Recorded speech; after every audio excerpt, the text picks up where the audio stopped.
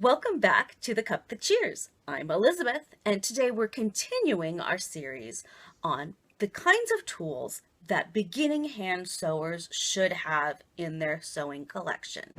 So in this video, we're going to be talking about thread, the different kinds of thread, and what you should start out using.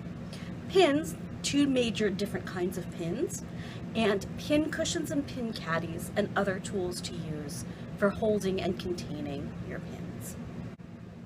When we talk about thread, we need to remember that there are different kinds and sizes of thread. Thin and fine thread, mid-size thread, universal sort of sizes of thread, and heavy thread for different kinds of purposes. In general, what you're going to use, again, is something that is for all-purpose use. Nothing too fine, nothing too thick and heavy.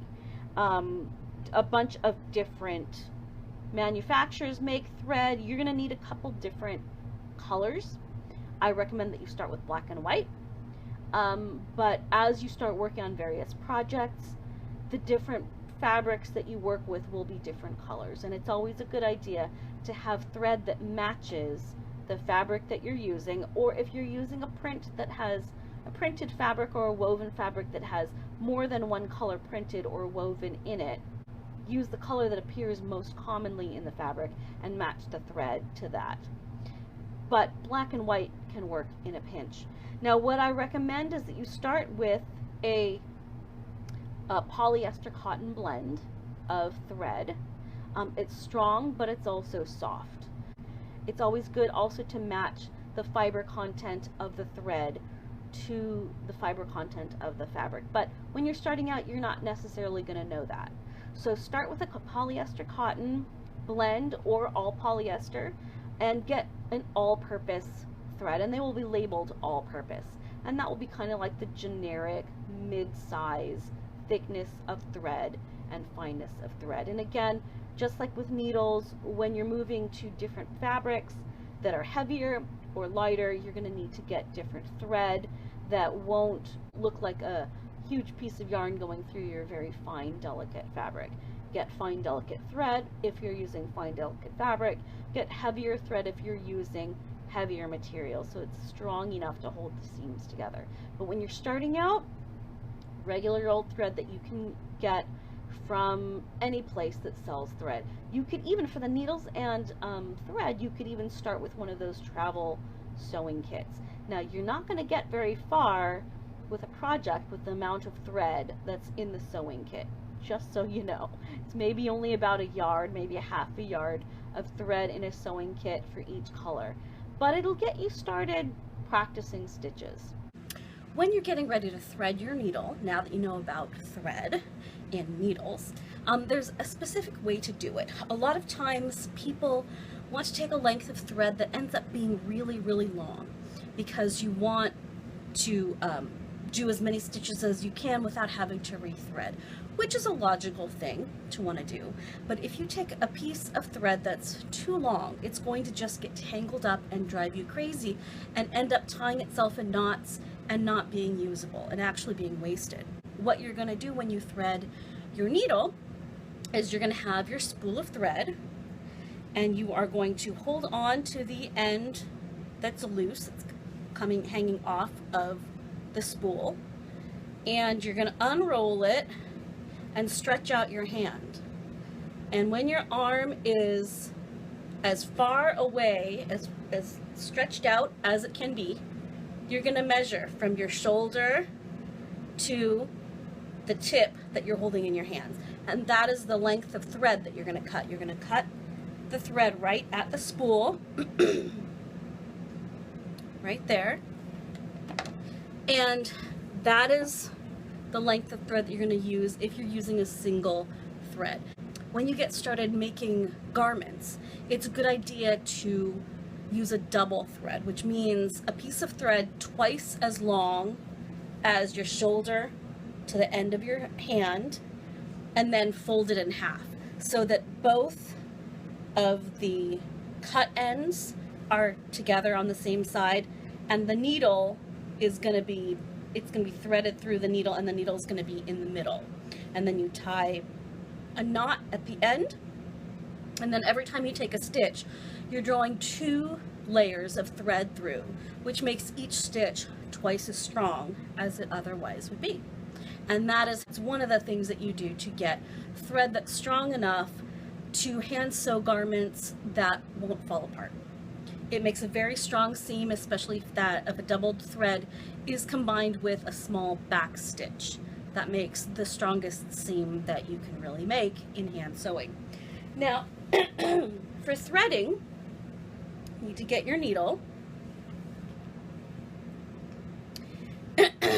and you're going to hold up the eye of the needle so that you can see straight through from front to back through the eye, that little hole. You might need to hold it up against something white or hold it up in front of a light to see it, and you're going to take the end of your thread and put it through.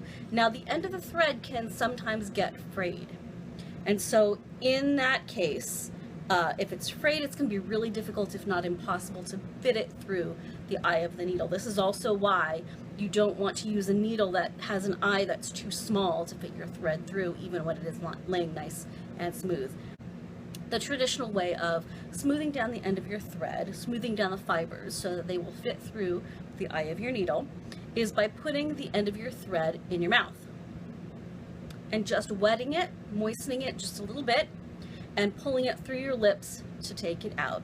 And that smooths down, moistens the fibers, makes them sort of lie down a little bit, and that usually is enough to make the thread go through your needle. If that's not enough, if the thread is still really frayed, take your scissors and snip off just that little bit that's frayed, the fibers that are frayed at the end. It won't make a difference in your sewing. It won't make you not have enough thread to finish your sewing. You're going to have to replace your needle full of thread anyway, and so it maybe will take up the space that would have been taken by one stitch.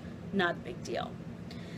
If that doesn't work, then you can use wax. And also, I would recommend that you use beeswax anyway. I will be going over beeswax and the different kinds of places you can get beeswax and how to use it in a later video. But I have just put some wax on my thread on the end. Alright, so now you're going to hold it up, and I'm holding it to the light so I can see the hole easily, and you're going to put it through the needle like that.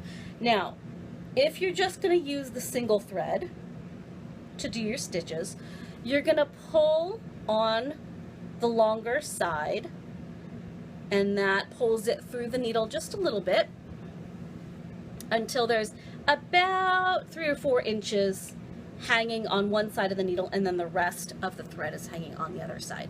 If your thread is very long, like you have a doubled thread, you're just going to use it doubled. You're not going to have it be uneven with the lengths of thread on one side and the other. Then you're going to take the other end of the thread that's not put through the needle, and you're either going to tie a knot in it, or if you know how to stitch it in and weave it into the fabric, you're going to do that to secure that end to the fabric that you're sewing on. Now, if you're going to tie a knot, which is what I normally do, again, you lick your finger, and you're going to put your index finger and your thumb on either side of the end of the thread, and you're going to push and twist it between your fingers, wrap it around your index finger, and push and twist it off the end of your finger so that it now looks like that. Then you're going to grab the top of where it's all kind of tangled up, and you're going to scrape your thumbnail down to the end of the thread, and that makes a little tiny knot. So you've just threaded your needle. Now, if you are having trouble threading your needle, firstly, make sure you have very good light. That's one reason why you sit by a window to sew. If you need to turn on a lamp, if you need to sit closer to a lamp, if you need to have a sewing lamp aimed directly at your hands so you can see what you're doing, that is a good thing. There are also little gadgets called needle threaders, which you can get. I don't happen to have one with me right now, but the needle threader is a little gadget that has a loop made of wire. And what you do is the loop is kind of squashed to a point at one side. And so you slide that pointed end through the eye of your needle, and then you put your thread through the loop, and the loop is bigger than the eye of your needle. You put it through that way, and then you pull the loop back out of your needle, and that pulls the thread through the eye of the needle. So if I can find one of those, I will show you one of those a little bit later on in a different video.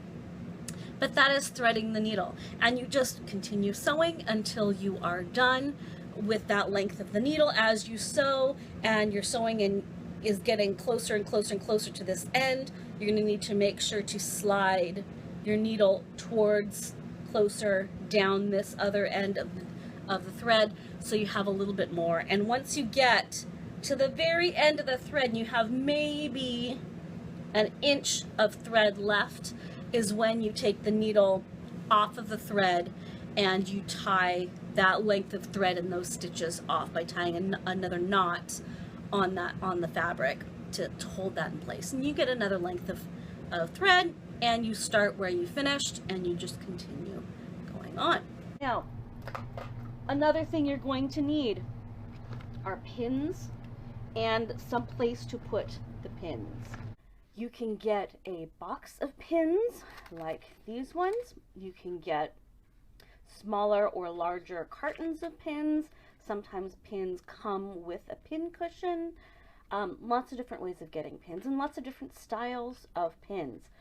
Some pins have a plastic knob on the top, and that is useful when you're hand sewing, because often if you're putting two pieces of fabric together, which you generally are, 2 or 3 layers of fabric, and you need to hold them together securely while you're sewing them.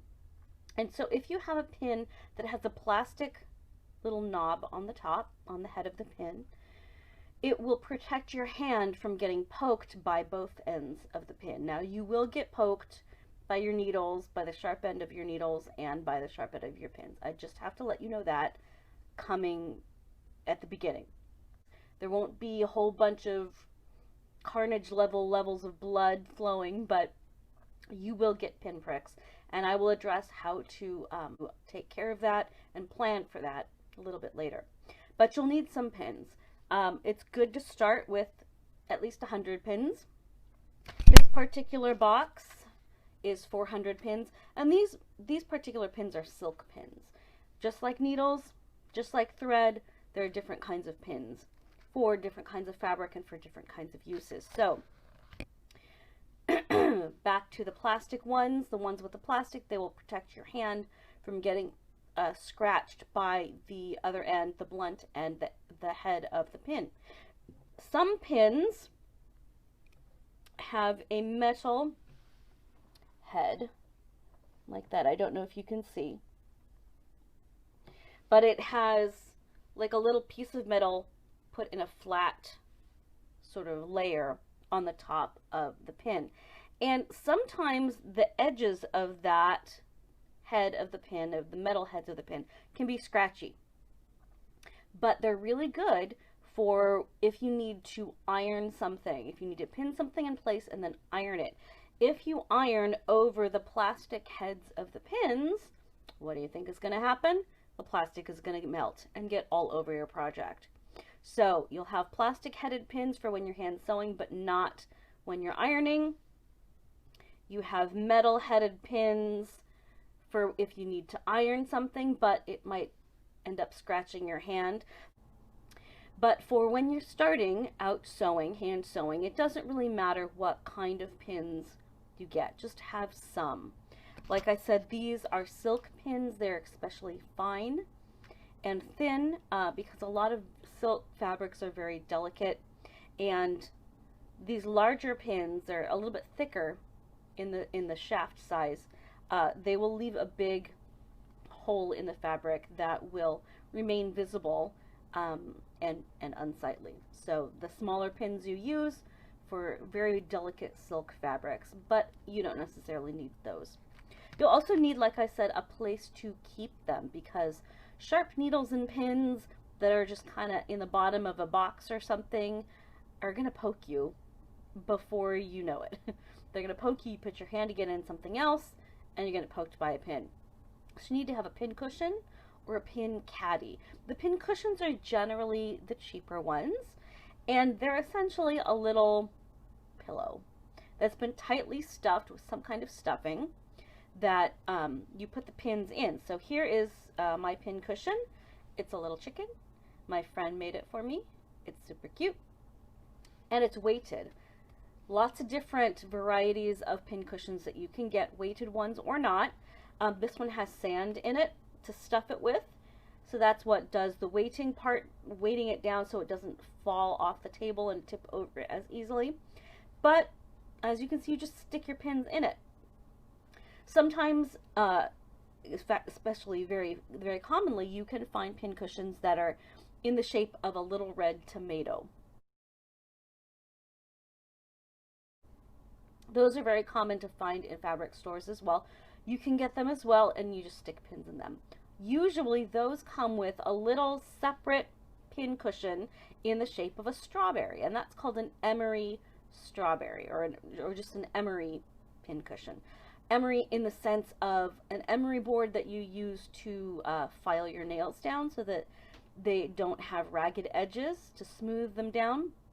That stuff, that emery stuff that's on that side of a nail file, is powdered and put inside that little strawberry, so that when you have a needle or a pin that's maybe gotten a little nick in the side, maybe you cut, the scissors touched it and left a little mark on the pin, or it's a little bit sticky, some oil or some grease got on it and you need to clean it off, or it's sort of losing its sharpness, or it's just feeling like it's not going through the fabric easily, because a nice sharp smooth pin should go through the fabric easily. You shouldn't have to really put any pressure or any force to put it through the fabric. If that's not happening, if you're putting it through the fabric and it's like resisting you, that probably means that the pin isn't sharp anymore, and it might also be that it's not smooth anymore and it's getting caught on the fabric. So in that case, you would take your emery strawberry and you would go like this. You put the pin in or the needle in and just go in and out and in and out and in and out through the emery powder, and that cleans off the pin's surface in case there is anything that's sticky on it, that sort of rubs away any rough edges. And if the pin is starting to become a little less sharp, that sort of resharpens it and sort of puts it back to usefulness. If that doesn't work, if the pin is still not working for you and not going through the fabric, throw it away. I would say put it in a piece of cardboard and, you know, make sure that the end of the pin is not sticking out, but don't spend a lot of time trying to fix your pins. They're there to help you do your project, not to make a problem. Now, like I said, lots of different upgrades and things that you can do for pin cushions. You can use the tomato pin cushions. You can buy cute ones on Etsy or other places. You can even, some fabric stores have the cuter ones made out of sort of novelty cotton print fabrics. But a really good upgrade is a magnetic pin caddy. And it looks, this is mine. And there's a magnet in the base, and your pins go on the top. And this is why it's a good idea. You can't do that with just a pile of pins sitting on top of anything else. This is also really good because when pins fall on the ground, and I won't say if pins fall on the ground, I say when pins fall on the ground, because they will, and needles, you don't want to be stepping on them. You really don't want to be stepping on them. And so if you happen to have several pins out of your pin cushion, because you're pinning a whole long line of fabric together, two long edges of fabric together, and you have several on your surface, and then somebody jiggles your surface and all the pins fall on the ground. now you have to stop what you're doing and get down. You have to find all those pins and pick them up and put them in your pin cushion, because otherwise you'll be finding them, but you'll be finding, you or somebody else in your household will be finding them with their feet or with another part of their body when they sit down or lay down or something like that, and that is not good. But when you have a magnetic pin caddy, all you have to know is the general area on the floor where your pins fell. And then you take it and you turn it upside down and you wave it like a magic wand a couple inches over the floor, and all of the pins jump up from the floor and they come right back onto the caddy. And you don't have to waste time crawling around on the floor and looking for where did every single last pin and needle go and picking it up. It does it for you. So that is a really good upgrade, and it's not that expensive. It's probably the upgrade that I would recommend that you do first. Because of the magnet on the pin caddy, if you're working and you're sewing around anything that could be messed up by magnetics, anything electronic, say your phone or your computer, you don't really want to put the magnet next to that just in case something goes wrong and messes it up. So do have pin cushions as well, but the pin caddy is super useful. Thanks for joining me today. I hope you learned a lot about thread and pins and pin cushions. Join me next time when we will talk about the different kinds of fabric that you should use or not use for your first projects, different kinds of seam rippers, and different kinds of measuring tools, because you will need all of them as you continue your hand sewing journey.